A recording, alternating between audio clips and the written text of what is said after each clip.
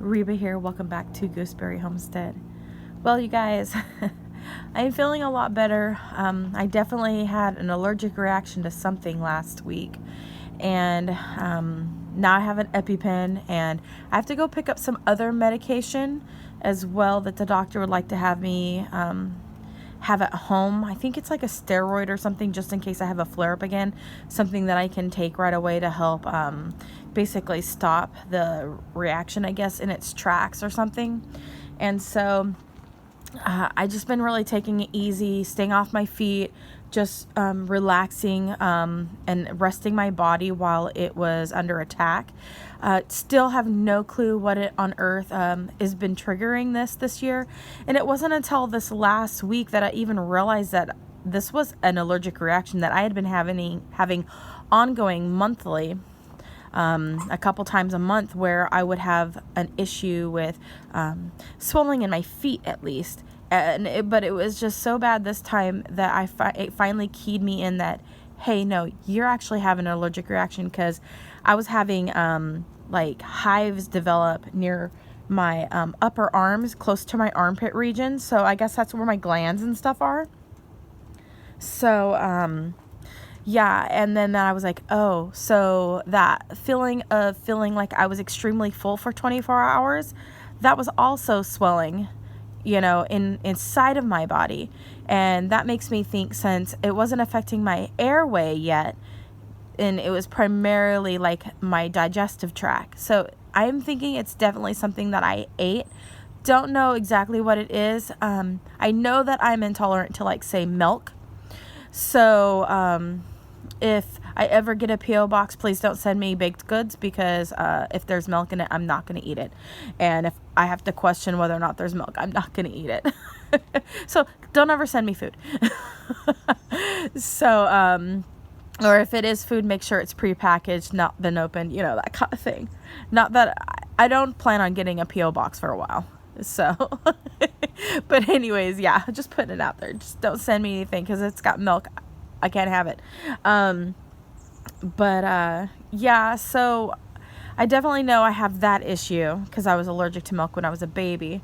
So anyways, I've just been kind of laid up, you guys. So it's all good. I'm not the first person in the world to be allergic to milk, and nor will I be the last. So I will be looking into alternative, like, nut cheeses and things like that. And if you can use liquid from a cow or a goat to make a cheese, then a liquid from, say, that you create that is in a milky substance, like almond milk or what have you, soy milk, anything that you can create a type of milk with, is also milk. Thus, it is also cheese. Just saying.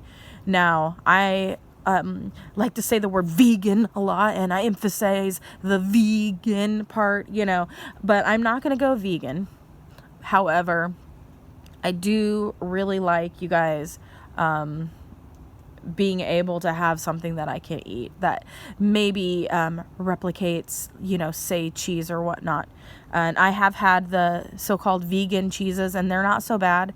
Some of them aren't very good either.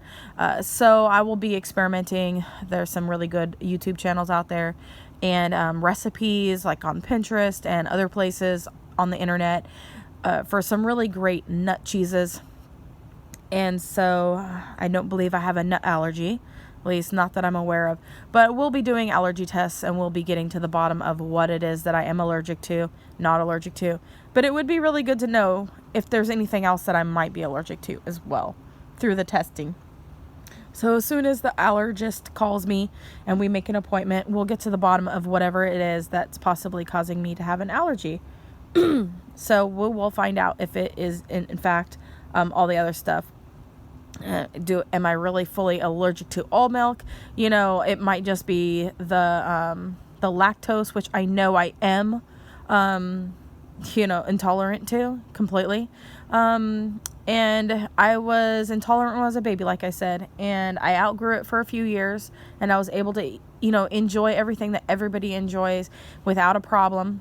And now, You know, I hit a certain age and mid 30s into my early 40s, and I'm not able to tolerate it any longer for some reason. So, you know, it is what it is. I enjoyed it for many, many years, and I'm happy about being able to experience having milk products and that sort of thing. We'll just like chalk it up to like world travel. You know what I'm saying? And we'll leave it there. And I've experienced it. It's kind of like I've been in an airplane, but I don't need to jump out, you know, of an airplane kind of scenario. I've had the milk, but I don't need to continue eating the milk. You know what I'm saying? So it's not like the end of the world. It's all good. So anyways, how's the garden doing? You guys may be wondering. Everything looks to be doing pretty okay. I had some yellowing leaves that were coming off of my fig trees because my Violet de Bordeaux didn't get watered well enough when I was laid up in bed, and it kind of dried out. So some of the leaves have gone yellow on me, but that's okay. There's still plenty of green leaves on the fig tree. And I'm eating figs this morning. Not one of my own figs, you guys. This is from Costco. They had some fresh figs in their cooler section. I decided to go ahead and grab them. Some of them have tasted better than others, of course. You know, that's what you're going to get when you... Primarily, things that you buy in the store, a lot of the times are not fully ripe when they pick them. So they're not going to be to the best optimal taste, but they're like good enough, I guess you could say.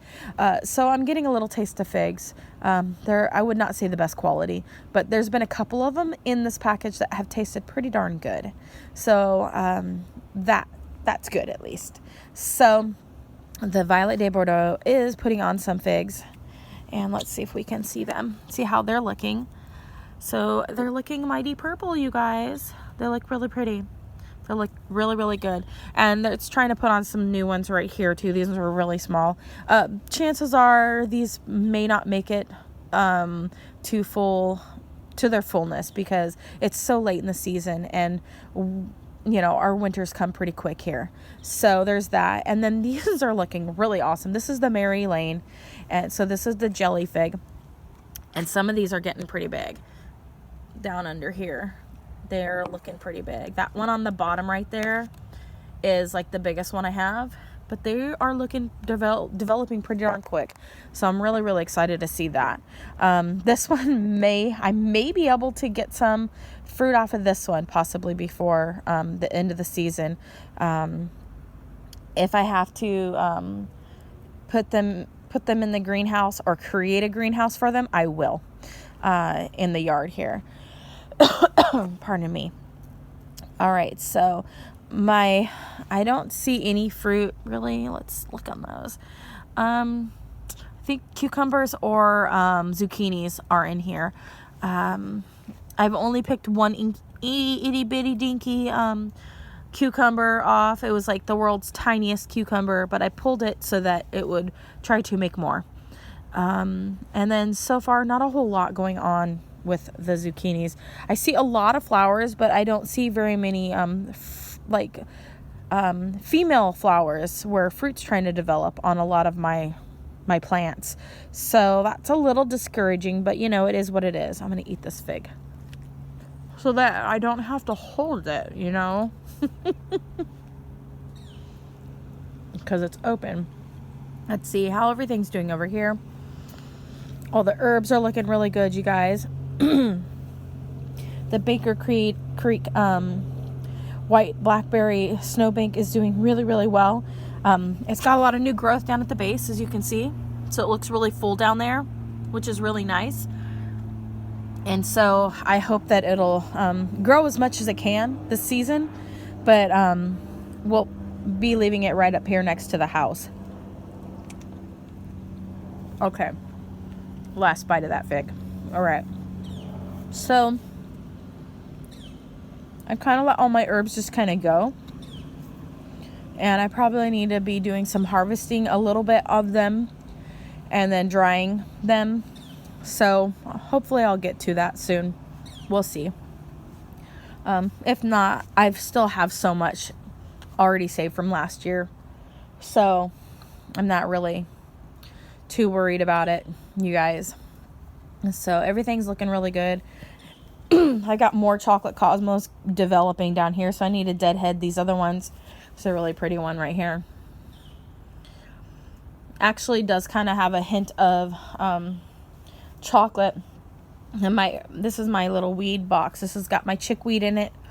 I have mouse ear and common chickweed in here. I think what I mainly see right now is the common chickweed. And then this is, you guys, this is arugula that just popped up. So it just, that was really cool. I was like, wait a second, that's arugula. I tasted one last night. And that's a broadleaf plantain right here. And that just popped up in the planter too. But because I've got a lot of plantain in my yard here. So the big one, they were big ones right here earlier in the season. And they dropped a lot of their seeds. So I'll have more pop up again next year. There's one of the flower heads right there of the plantain. But I've got some in containers and it's growing all over my yard. Okay, in this pot right here, I transplanted from the coconut core into here, you guys. And I'm glad I did because it wasn't growing well in the coconut core. And this is a black goji berry from Baker Creek Seed Company. And this one did a comeback. And it's looking way better now. And then this is a new seed that popped up last week sometime. And then this one just popped up the other day. And then this one looks like it's still trying to hold on. The other little one died. So hopefully we'll start seeing some growth on this little tiny one here. And so I'm really excited for all this because I was beginning to think that I was going to have to try to order some more seeds. So hopefully these do good. And I think there's another seed coming up in the greenhouse. So as soon as that seed comes up, it gets directly planted into this container pot, into the soil, because this soil is what everything's growing in. And the tamarillos aren't growing very much. I've lost quite a few of them, but they're not growing very much. And let's see on this side. They're still really small and they're not really growing very well. So might have to try again on those ones. And not grow them in the coconut core at all, because they just aren't growing very well. I don't know what's going on with that coconut core. And it was for all of my seeds, you guys, all of them. They started, but then they just didn't do anything. They just sat there. They just sprouted and stayed small. All right. So over here, I wanted to share with you guys. Okay. So my, pear tree, you guys, my red Bartlett that I have, it lost a lot of the leaves because I had it in the corner over here I had it over here in this corner right here, and it didn't get watered very well, and I thought I had been watering it, and then I went and I checked on it when it started looking really sad, and I was like, what's going on with you? You're not getting water somehow. So I moved it closer so I'd make sure I watered it, and I pulled off all the dead leaves, and I've got you facing down because I'm going to show you guys something that kind of like threw me off. So I have new leaves now, but also this. You guys, it's August 29th today, I wanted to say. We got blossoms. Blossoms, you guys. The end of August. Blossoms. Now, I expect the tree to push out, leaves from the little places. But is it typical for them to push out leaves and also flowers? I mean, because they're coming out of these little places. And now I'm worried that all of these little areas are going to push out new leaves with flowers, where I'm thinking these were supposed to be next year's leaves and flowers because it was distressed or something. I've never ever seen, flowers come out. So I've got flowers here, 1, 2, 3, 4, 5 on this one, and we got 3 right here. These ones I saw first last week, and this one's clearly losing its leaves or its petals. But oh my word, you guys, totally untimely. I'm not gonna say, hey, it's the end of the world, God's coming tomorrow for us, this is a biblical sign, you know what I mean? I'm not gonna say that at all, because I'm wondering if it's more like this is something that can happen if your tree has been stressed out and it doesn't have any leaves, but it needs to push some more leaves, so it pushes them out and they come out with the stuff. But the leaves are really, really nice looking, and they're in pretty darn good shape.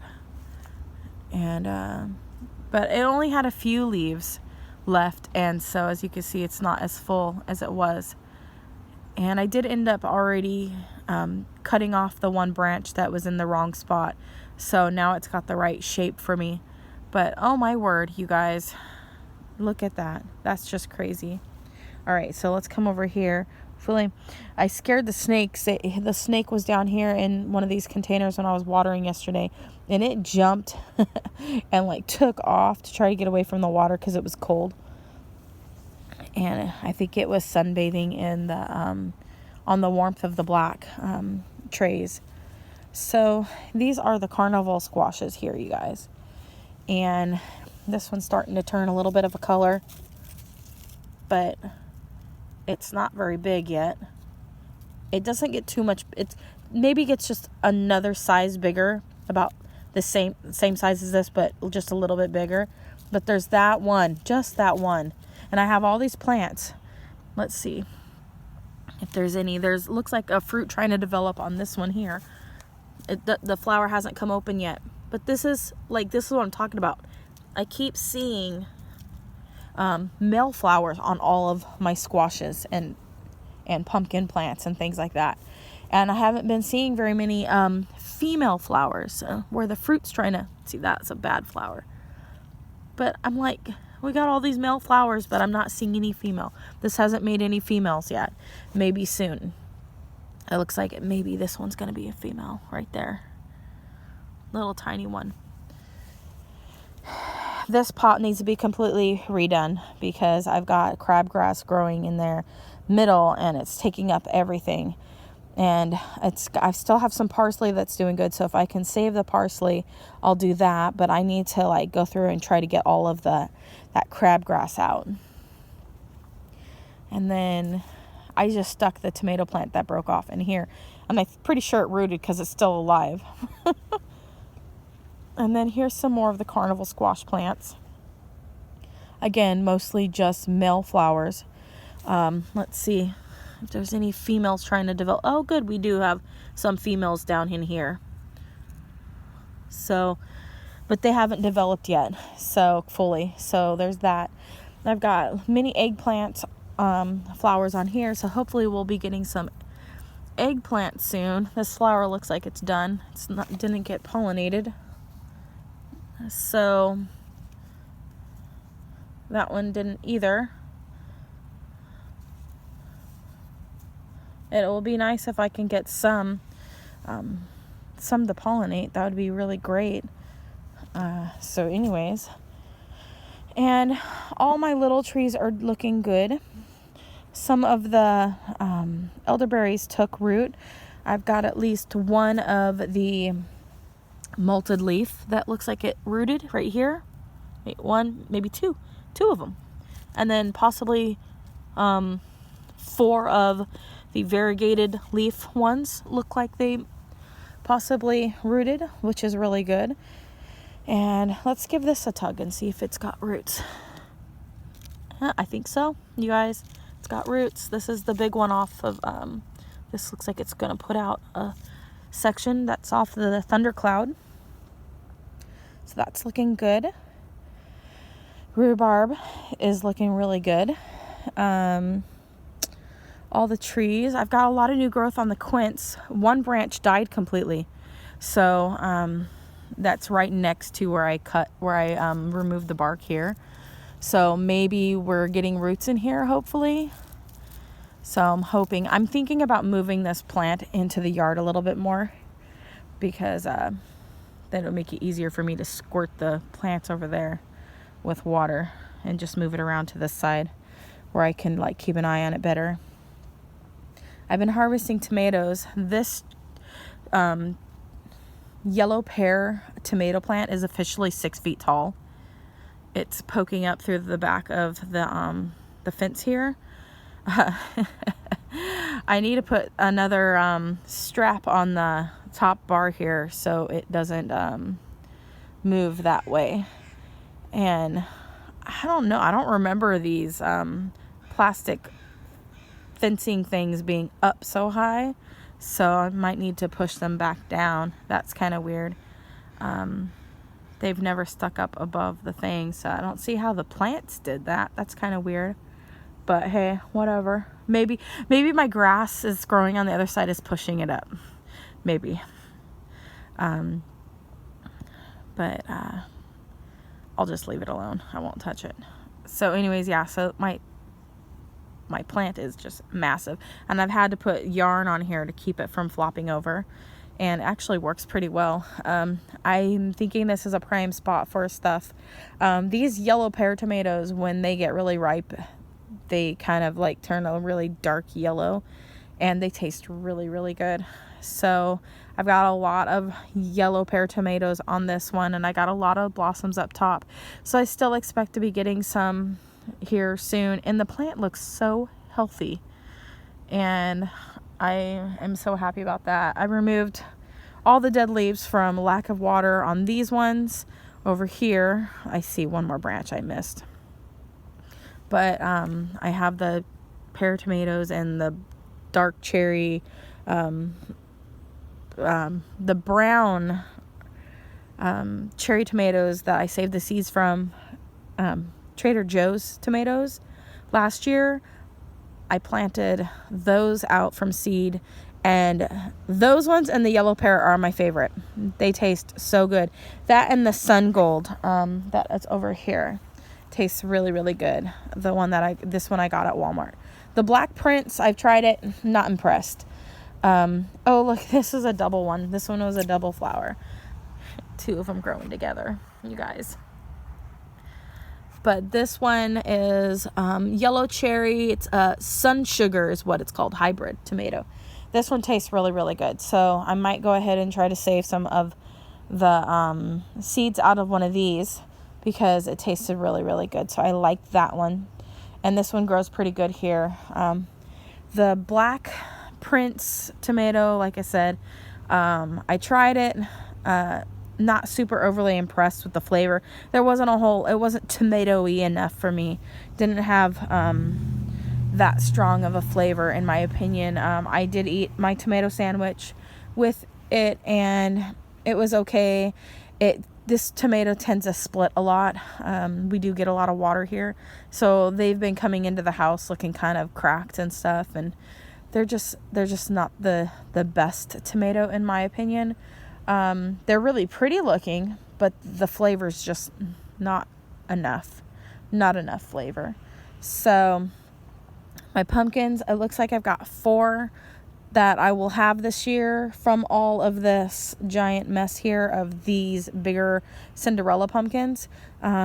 This little one right here is already turned orange-ish, and I've got the looks like they're starting to turn orange. So that one's the smallest one, and then the other 3 are a little bit bigger. This one's starting to turn a little bit orange. This one is barely. This one hasn't started turning very much, but it's back in here. So it looks like I got 4, so not a lot. I was expecting to get more because I had loads and loads and loads of flowers everywhere, but and I still have male flowers popping up everywhere, but not a lot of fruit set after these started developing. So it looks like almost 1 pumpkin per plant is what I'm looking like I'm getting. So I'm probably not going to grow pumpkins again next year, only because they just take up so much space, and this yard is kind of limited, and I kept having to move everything up over here, and I wasn't able to just walk over here. And I want to be able to mow up against this area to keep it nice and clean, and not have a place for snakes to hide as easy. So I will definitely be cleaning all this up as soon as I can cut these from the vines. And I need to look up to see when I need to cut them off and do the curing. It looks like the vine is starting to crack a little bit on this one right here, possibly where it attaches. So I was like, I smell fire, and there's smoke over there. Somebody's burning. But yeah, and then the sweetie pie pumpkin was what I planted over here, I believe. And I've got a ton of flowers over here, but that's how that one's looking right there. But it doesn't look like a sweetie pie pumpkin, you guys. They kind of look like little melons of some sort. And there's another one here, and it's a completely different shape and kind of color. So I don't know what on earth is going on there, but I'm letting them grow. And I don't think it's a cucumber or a zucchini, but you know, that's what it's looking like. And then I think this is also black prince, but it hasn't developed any tomatoes. It was like it broke off, so I just stuck it in the ground. So that's how that's looking.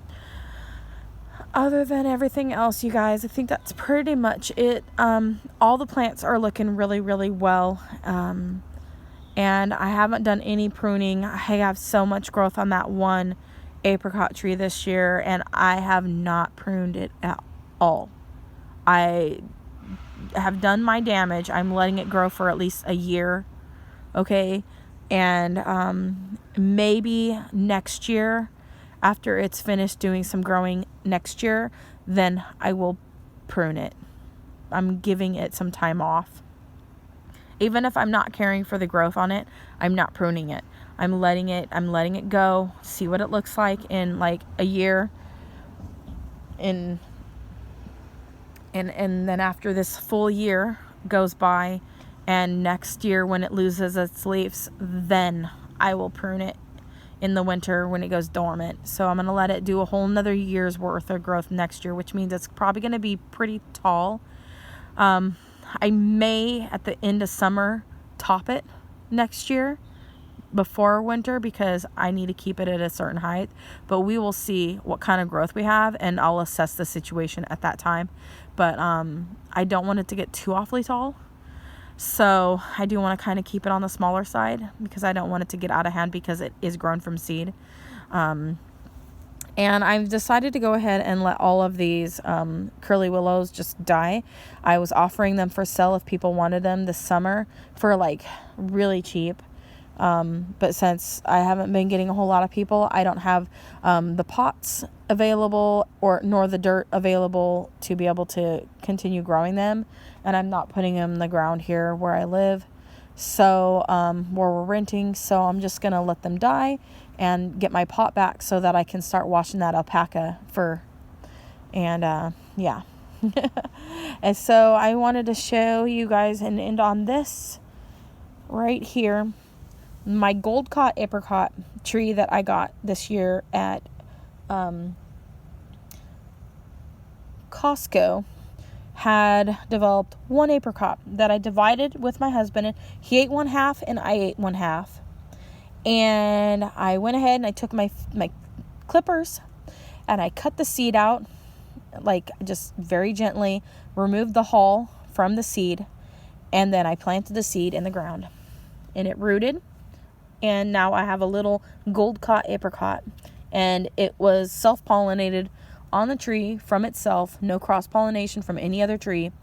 So I have a gold caught apricot from seed growing right here, and it just came up in the pot, but it's been rooted for a few weeks, and I was waiting for it to come up out of the dirt. And this is how it's looking, you guys. It looks absolutely awesome. A little baby apricot. For surely an apricot that I know. That other one that I think is an apricot that I grew from seed might be a plum. Time will only tell. When we start seeing the fruit, then we'll know for sure. But I ended up now only having the one. I butchered the other one, thought I butchered that one, and now I'm letting it go and letting God take care of it until I will get that to focus, you guys, and let God take care of it. And I will give it a trim when I need to. I will be giving my my tree here a trim as well, and bringing it down to about right here, this height, and just kind of like shaping it and keeping it on the shorter side as well. And that is my Ivan's Beauty Mountain Ash, and I did get some fruit on it this year, so I'm waiting to harvest. Not all of it stuck. I was going to end on the apricot, but you know, not all the fruit stuck, and so I've got a few pieces of fruit here and there on it that remain.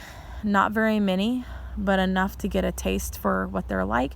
So they are this really pretty red color on this one. The other ashes, you'll notice that they have there's the Viking Aronia, and that one is gonna have like a darker berry, and then you have some that have the orange colored ones. So anyways, you guys, thanks so much for watching. Comment, like, and subscribe, and click that bell button.